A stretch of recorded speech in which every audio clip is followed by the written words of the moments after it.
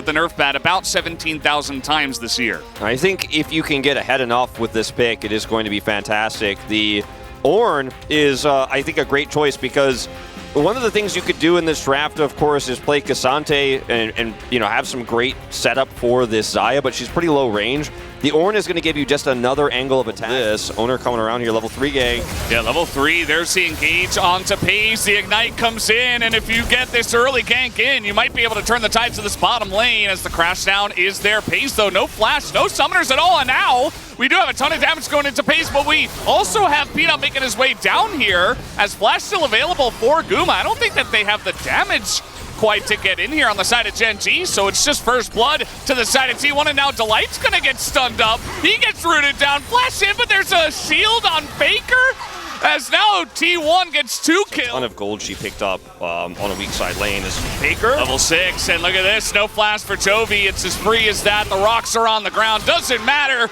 just gonna delay his inevitable death. And this is bottom side there, hard forcing mid, and then T1 just picking up the free pieces on the ground. Yeah.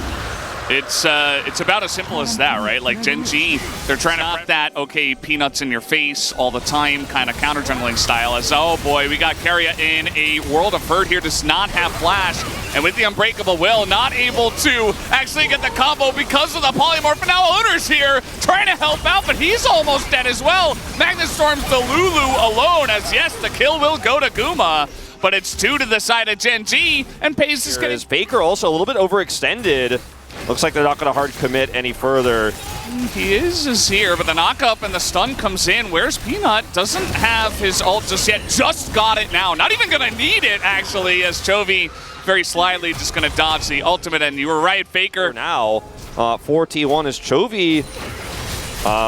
Oh, he's going to have to flash again as Keria going to taxi onto the minion. The seismic shove comes in, but is not going to survive against 3 as Owner shows up once again. Might commit to this one. Yeah, Torin, it has the flank angle here with Chovy. They can Weaver's Wall engage. All right, well, that ult was a big questionable. Not going to hit anyone.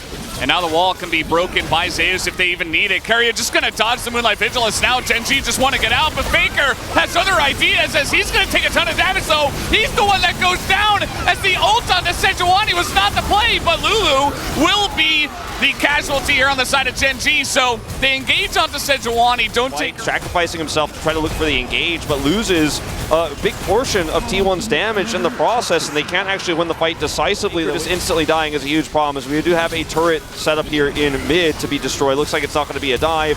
But watch Owner here set up for Faker. The Faker goes in. Storm, we got an Ornn, and let's force that fight the way we want it. I mean, you could lose the game over this, but I like that they're trying it. Yeah, you got to go into the team fights as T1. That's how you're going to win, as now the Magnet Storm is just going to totally miss, as now Doran going to set up 3, and the wobble combo is huge from the side of Gen.G. As yes, Delight might go down again, but it doesn't matter because Gen.G are just winning this fight. Zay's going to go down as well. Double kill to Paze, and now they're going to try their luck at this. And avoided it completely. Uh-oh. As Faker coming over. I don't know about this. He does do a nice amount of poke damage, but he can't go 1v4. You see, Keria is just backing, and now Faker, he is going to skirt around the rocks. Not sure if he gets out here, actually. Flash committed to by Peanut. Just for the headbutt of Keria, but now it's Keria who has to pay for the sins of Faker. Faker will get away, but Gen.G, they are going to... And Guma isolated, they left him on Baron duty, and so he just is also dead straight up.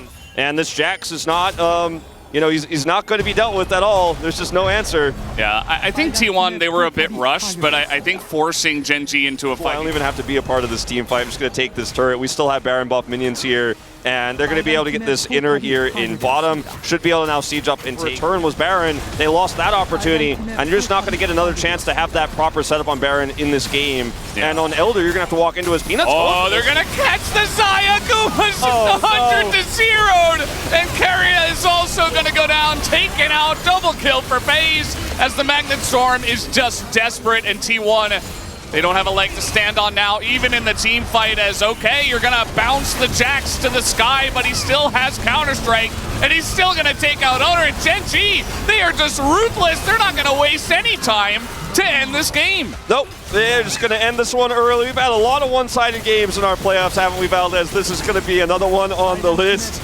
Gen.G, I mean, the early game, definitely very close. Like, don't get me wrong. They're not going to end, actually. They're not going to back away. They're going to too back early. away, but this game, the mid to late game, off guard, his owner might just die here. I mean, he has flash, but he will be forced to use it as that comes in. The blast cone kind of trolling pays, but I don't think that Gen.G really care at this point, as Doran will have to use his stopwatch as he bonks the cow on the head. But the push. As T1, you know, based on those calls we saw earlier, I think that they knew that this game was probably done. They made a few attempts with the teleport. There is a Baron here, so they're just going to go for that instead. It's now the turn coming out of the jungle. T1 do not have vision of the jungle at this point in time. Gen.G just running at them. Faker isolated. Keria trying to peel for him. Guma is going to cleanse, but a huge burst comes out from the Talia as Faker is just not a factor in this fight, and Doran will just threaten that backline. Guma can't do anything as he's hunted down by the Jax, and Gen.G, now it feels like they really have broken. And I gotta say, Valdez, it was a pretty impressive game from Gen.G. It was definitely a little bit of mental damage potentially, as you mentioned here. Gen.G just making it look easy. Yeah. Mental and emotional damage done in game number 1. 20 kills to the side of Gen.G as they stomp out T1 in game number 1. As you mentioned, early game was all T1. They punished those pushing lanes.